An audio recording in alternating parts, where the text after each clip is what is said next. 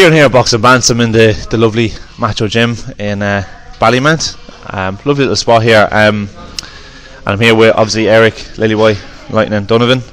Eric, is this one of the spots where you coach any of your classes? No, I don't do any classes in here.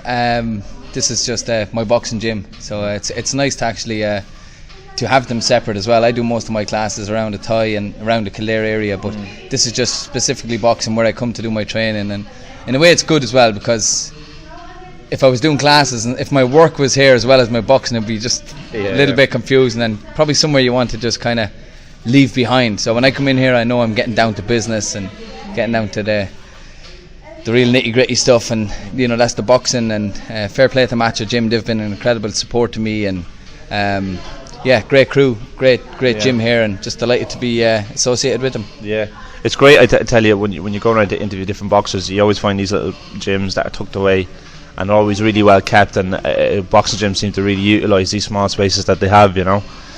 Yeah, like it's funny. This is not a boxing gym, like you know. Well, yeah, you know, it's a mix of everything, but it's not specifically a boxing club or a martial arts club. It's not affiliated. I don't think it's affiliated to any governing body or anything like that. It's just it's a multi-purpose gym, and I'm the only professional boxer that boxes out here, right. and kind of represents them in that way. So it's kind of like my home gym. It's kind of cool. I love it here because like I said, Ken Spillane, the owner here, he's done a terrific job, and you know, my coaches like it here. Ken and Joe, they like it here as well, and it's good location, it's everything, it's everything we need. So we used it for the training camp for the Irish title, and everything went swimmingly, so you know, hopefully we can go on to bigger and better things in here. Just before going to the Irish title, I was just watching you training there at the end, and you seem like you could still do 12 rounds, and you're only just out of your last fight. You must have that kind of that buzz back where you've just finished your fight now, and you're just looking at the next step. It's very much so like when I interviewed Luke Healer, where he was kind of in and out of the sport, and now that he's on this winning streak and he's constantly learning, he feels that as soon as each fight's done, he just wants to get back in and he wants to look at the next fight. Yeah, I think like I presume for Luke, he's kind of got a spark back, like, and I feel like that as well. That's exactly what he said. Got a spark back, and it's like life, isn't it? We go through stages in life, we're up or down, and you know, boxing career and other careers as well are the same. You know, you have good times and bad times, and you know, I think my bad times and dark times are. I hope I've seen the back of them anyway. I'm really enjoying my boxing career now, absolutely loving it.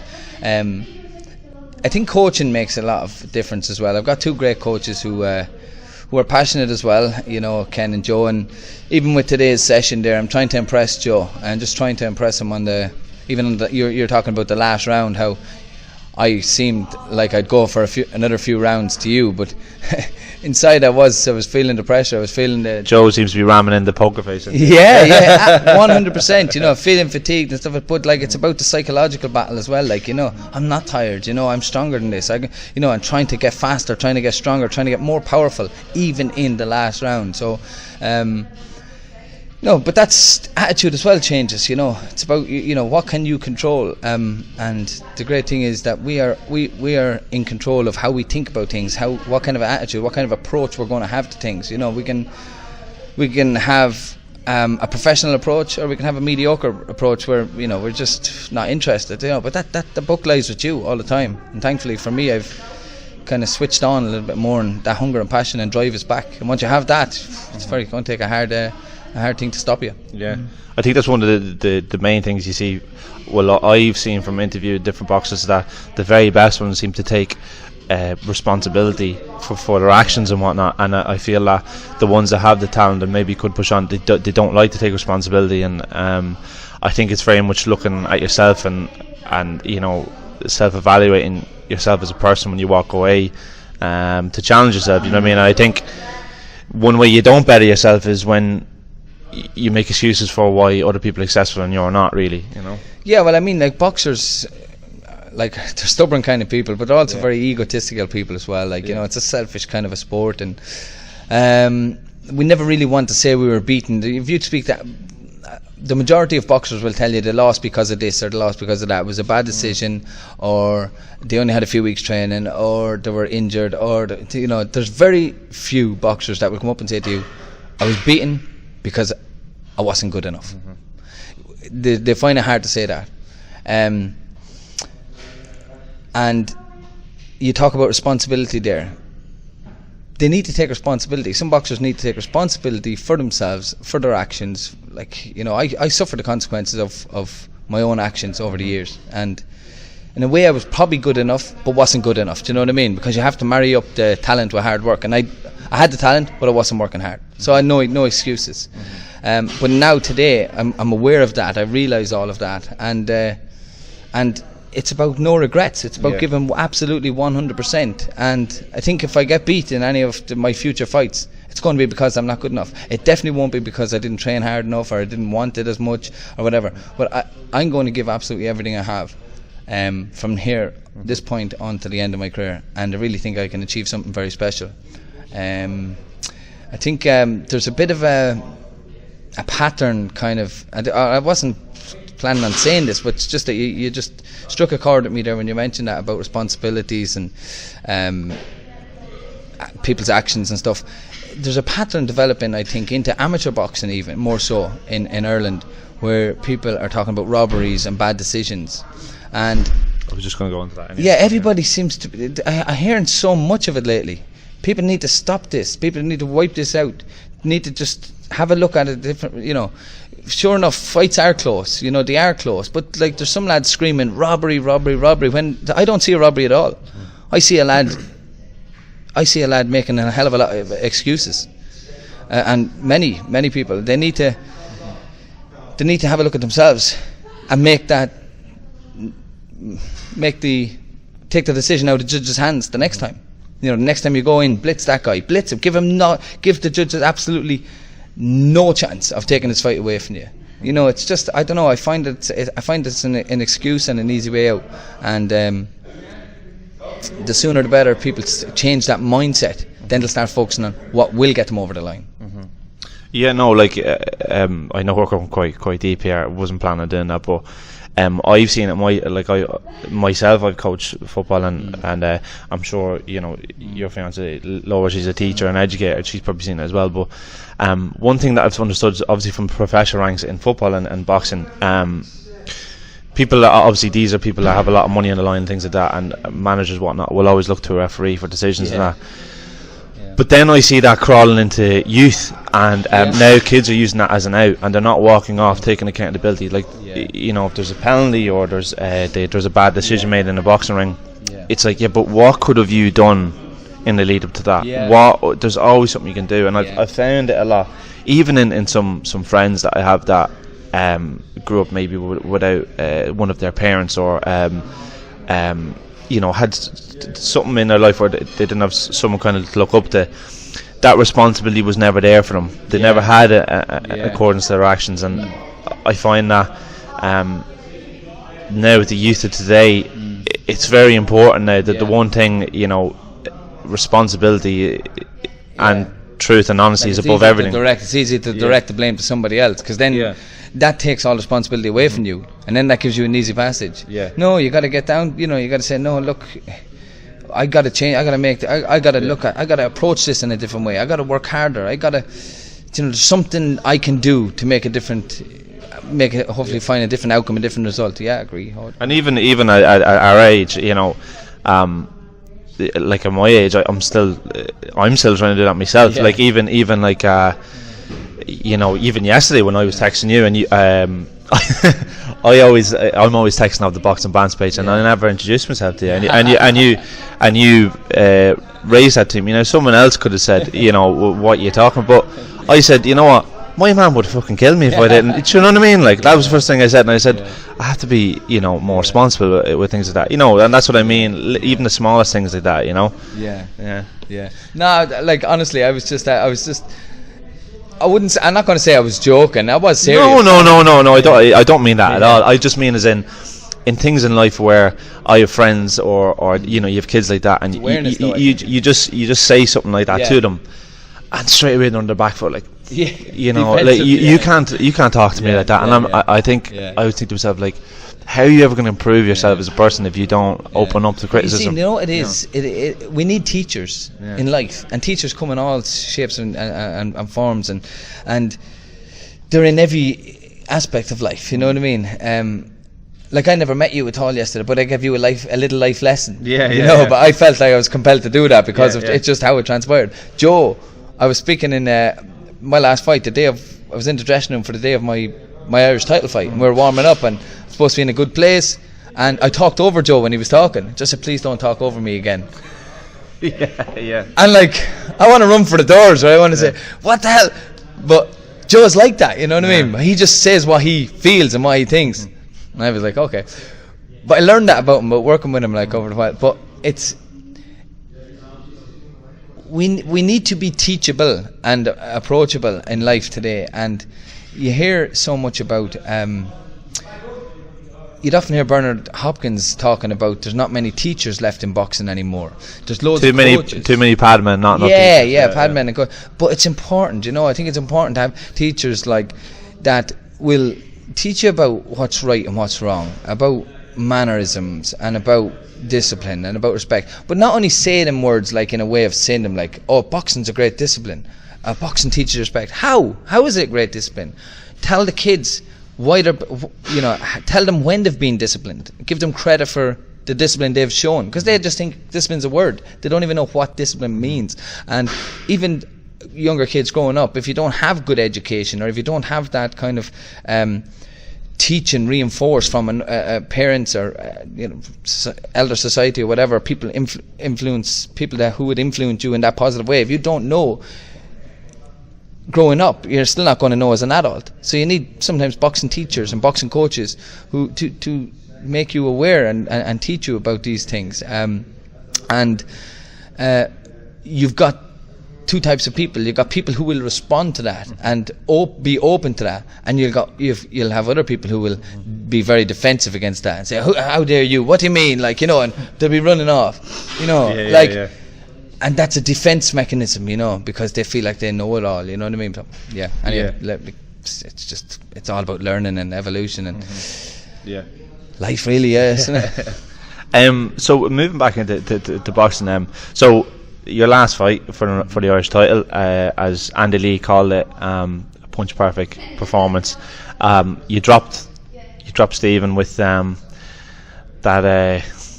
what do you call it, the gorgeous punch, should I say, one that you'd rehearsed over and over again.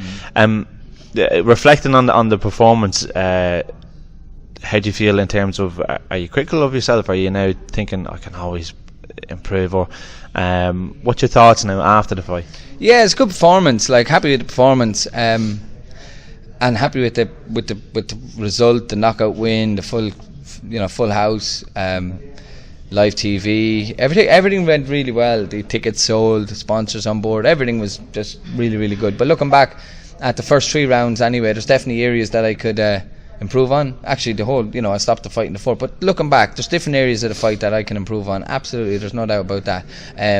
But we're looking back at it from a totally positive, happy, content viewpoint. Like, really, really, really happy. But there's always, I think, to be the champion that I want to be, and that I see myself as, I'm always going to be undersatisfied in a way.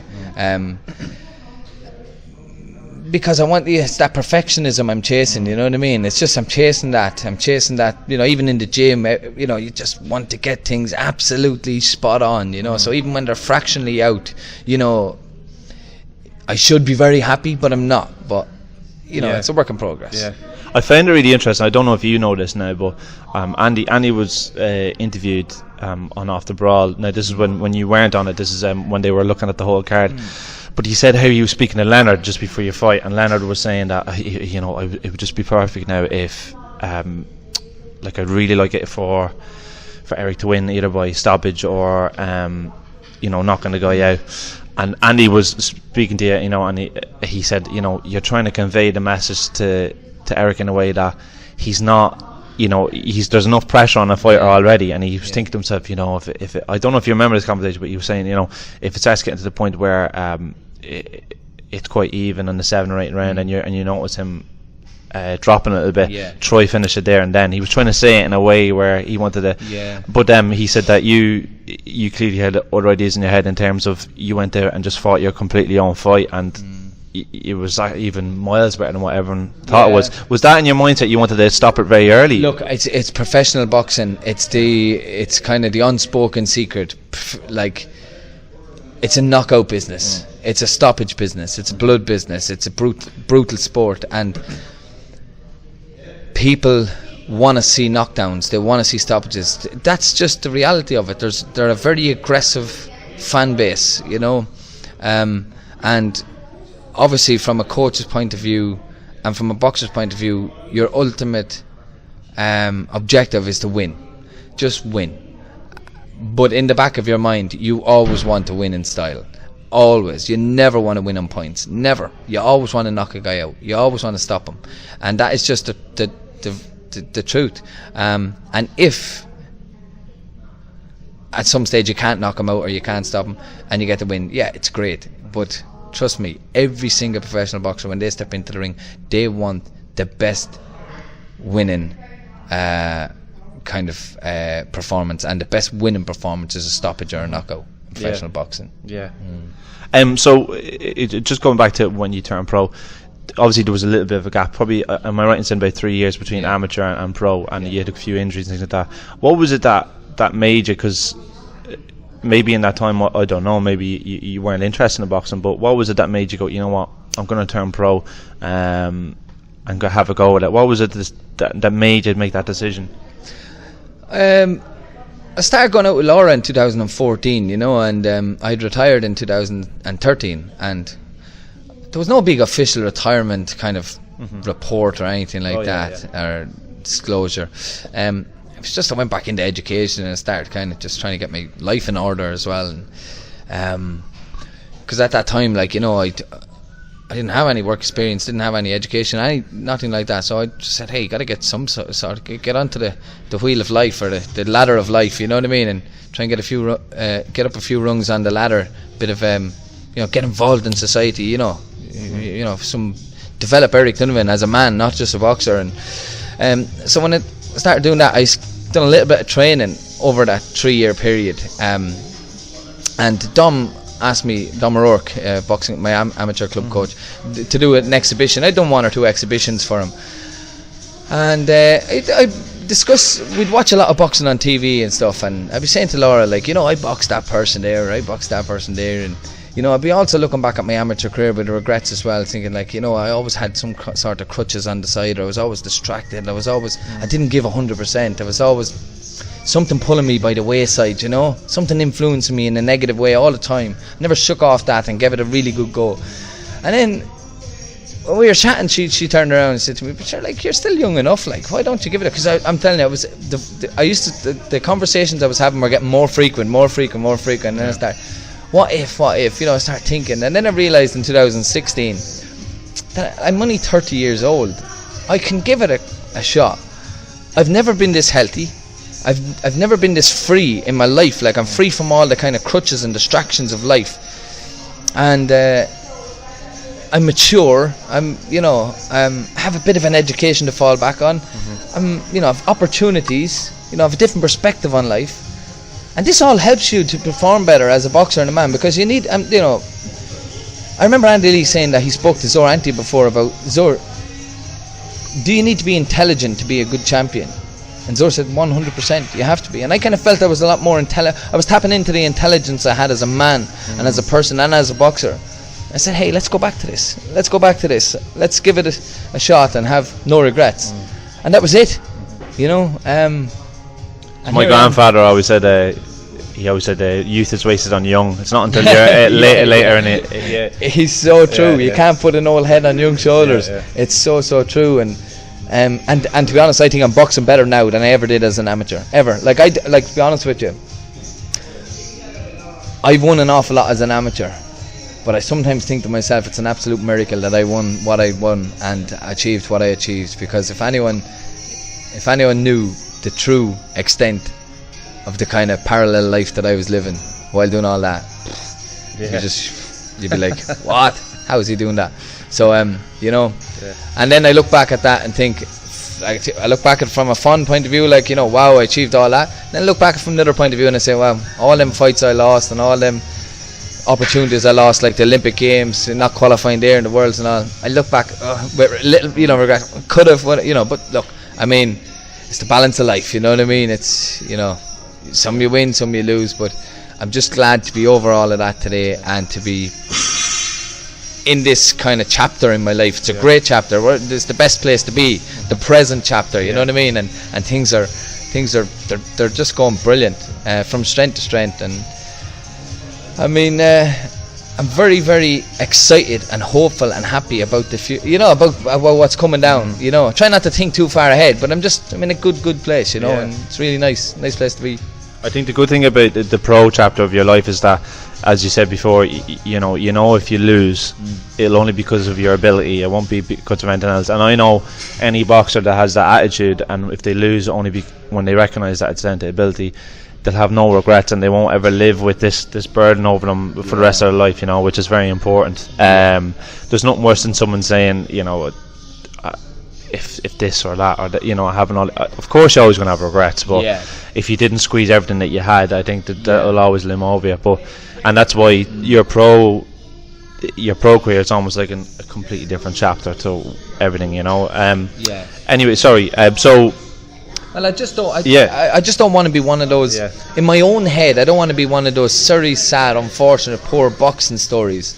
Here's a guy, you know, he could have done. You hear so many of these stories. He had it all. I hear it in my home community all the time about footballers, GA footballers, soccer players could have played in the Premiership. Oh, the sad story. He had it all. You know, he threw it away. I don't want to be one of those stories. I want to be the one that turned it around. The one that turned it around and said, yeah, he picked back up I believe I'm picking back up the pen now, and I'm going to write the closing chapters to my own story. I'm not going to let somebody else do that. I'll do that, you know. And I just don't want to be another statistic. I want to be an influencer, an inspiring story. So obviously, since you've been pro, you've had a lot of different coaches and things like that. You've moved across, and you wanted to have a stable one where obviously you were Ken and that now. But for a little bit, you were with Andy. Obviously, Andy didn't have a lot of time to give to the boxers. But what was that experience like? I know you're friends with Andy anyway, but what was that like, working under him and getting that knowledge off him and that experience? It's good because Andy's worked under like the best amateur boxing coach in the world, Zorantia. He's worked under probably two of the best professional boxing coaches in the world, in Emmanuel Stewart and Adam Booth. So, fountain of knowledge. So it's great to work alongside him, and I could really see the things that he was teaching me, and it was making sense. And I've held on to one or two things that Andy has taught me. You know, and you do that as you go through. You take things that work and things that don't work. But yeah, look, it was just a good experience. Andy obviously didn't have the time to continue, but things happen for a reason. I'm with Joe and Ken now because that's where I'm meant to be, and this is where I'm supposed to be. And I'm very happy to be in this position now where I am, because I'm loving training with the guys, and I don't look back on my time with Andy and say, oh, I wish I could still be with Andy. You know, it was just another chapter in my pro career that you go through. You open the door to it and you close the door to it and you move on. You open the door and close the door and you move along. But like, I'll be forever grateful for having that time with Andy, and I believe that he has contributed to my story and to my boxing career. And behind all of that, we're always going to be friends, and we're friends for life. But there's probably about 5 or 6 coaches that have contributed to my professional boxing career already. I'm only 9 fights in. So it's funny. Dom O'Rourke, Jerry Story, a junior and senior, Liam Brereton helped out at one stage there. You know, Andy and Kenny and Joe. You know, it's great. You know, it's great. It is. It's good. And it's here's to the future, really. I still don't know. I can't understand how Sky Matchroom haven't taken Andy on full time as a commentator. You know, like you look at the Bellew Usyk fight. He was commentating for most of the undercard, and it was just brilliant. Some of his commentary, like, and his insight. And then the main event came on, and they switched over to Carl Froch, Tony Bellew, and a lot of people had complaints about that. And funny enough, actually that night, I've interviewed Paulie Manager before, and I texted him actually after that night, and I said I don't understand why Andy was in witches that night, because I said some of the commentary was, I said, what's the story with it? And he says mate, I don't know what Carl Froch was watching, like. He said and he says he doesn't understand why he's not part of it either. Honestly, I don't really like much of the commentary from Sky at all. There's always an agenda, really. It's the same as HBO when they were around and things like that, you know. It's very predictable as well, and you know. But when Andy speaks about boxing, breaks it down beautifully, and you know, they call it the sweet science, and now today more so than ever, there's a huge kind of a demand for the insight and the science behind boxing, behind all sports. People want to know the little kind of subtle technical and tactical kind of agendas with boxers and strategies, and Andy breaks it down beautifully. But some of the other commentators, pundits, it's just monologue. It's the same old, you know, bunches and bunches, you know, it's just cliche stuff. Andy breaks it down. He breaks it down, and it's beautiful and it's great and it's different. And you need more of him. And I don't know why he hasn't got number one seat there, to be honest with you. It's their loss. Yeah, maybe it's because there isn't an agenda behind them. You know, you look at the promotion for, even when Mayweather was fighting McGregor, and he was the only man who was an Irishman, who was a former boxer, who didn't stick to any agenda and just told people exactly how he thought the fight was going to go. He said exactly. Even he went to the smallest detail of, like, the way McGregor's hands was being wrapped and things like that. He was he was questioning that, you know, and it's refreshing to see people without an agenda in boxing, like, because there's so many people in the media who, I remember Paulie said before, he says there's people in the media that call themselves experts and watch boxing for 30-40 years, and he says they've wasted their whole life, you know, because they don't understand what they're watching. But anyway, sorry, what I was going to go back to is, you've won now, you really want to go for a European title, the legitimate European title. There's a lot of names in the hat, you know, Spanish guys, and there's also obviously European titles in the ranking bodies that would be up for grabs. You ultimately want to go for the legitimate European title, the blue and silver, or blue and gold, should I say? Yeah, it'd be lovely. Look, it'd be fairy tale stuff, Ciaran, like, to go and come back from where I've come from and win a European title. It would be the cherry on the cake for me. I'd really, really be a content, happy man for the rest of my life. But it's not. In some ways, it kind of is my Everest, but it doesn't mean that I would stop there if I got there, you know. Anything after that is a bonus. But it's kind of the goal I set out for myself. I keep telling myself every day that I'm going to do it, and I believe I'm going to do it. But I'm probably only around 3 or 4 fights away from getting that shot. Andy thinks one. They were saying after all, he said one more fight and then he could get it, but he says obviously that's down to Leonard, it's down to more, and it's down to purses and money and everything. You have to have, you know, you have to make it attractive. You have to have a big pull as well, financial pull as well, like, you know. And I'm with one of the smaller promotional companies, you know. I've been very loyal to them because they've been good to me, and and I like it there, you know what I mean. But yeah, there's many variables, and but I would hope that maybe by the end of the year, the first quarter of 2020, that I would be knocking on the door for European title. And if that is the case, I'd be happy with that time frame. And that's really, I hope to be boxing in June in London, possibly. 90% sure, 90% that I'm going to be on the York Hall show over there. We just have a few more things to kind of finalise, so that's kind of an exclusive. We have a couple of things to finalise, and I'll possibly get onto that card. And if I do, There's a lot of people actually waiting right now for full confirmation. There's a lot of people that want to travel over to watch me. I've also got a lot of family and friends in England as well. Well, outside of London, near in Colchester, my dad lives there, my brother lives there, William.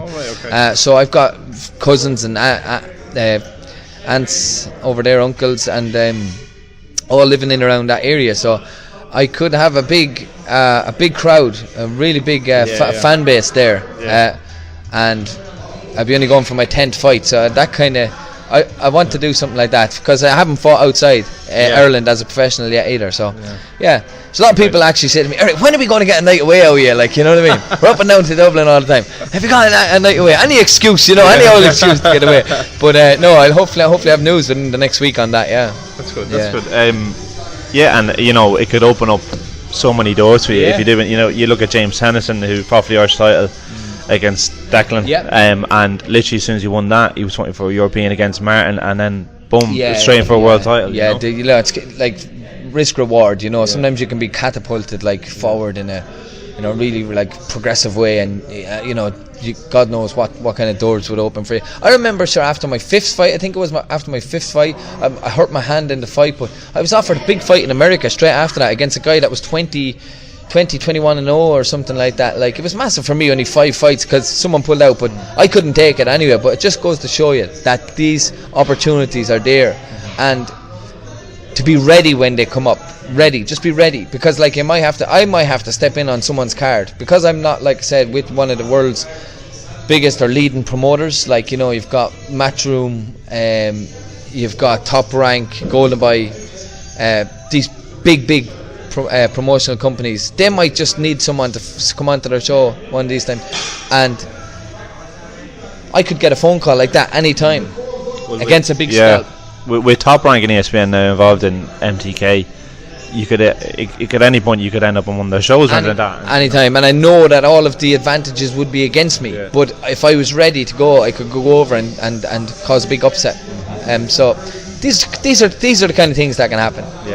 You just never know what could happen in boxing. The phone call that you get, you know what I mean, it could be whatever, so anyway, I really appreciate your time, Eric. It's been a great chat with you. I hope we do chat in the future, and hopefully I will be at your next fight and be able to interview you again afterwards. Alright, thank you, Ciaran. It's a pleasure. Thank you, and the best of luck with the Boxing Bants page, and anytime if you need me for any help or support or interviews, give me a shout. Fantastic. And obviously, if you want to maybe tell people about the classes that you're doing, and obviously if people want to contact you about your speeches that you do for I do a lot of boxercise and fitness classes. They're on Monday, Wednesday and Friday in the Thai St. Michael's Boxing Club, and also I do a lot of school talks and company talks, motivational talks. Aspiration becomes reality.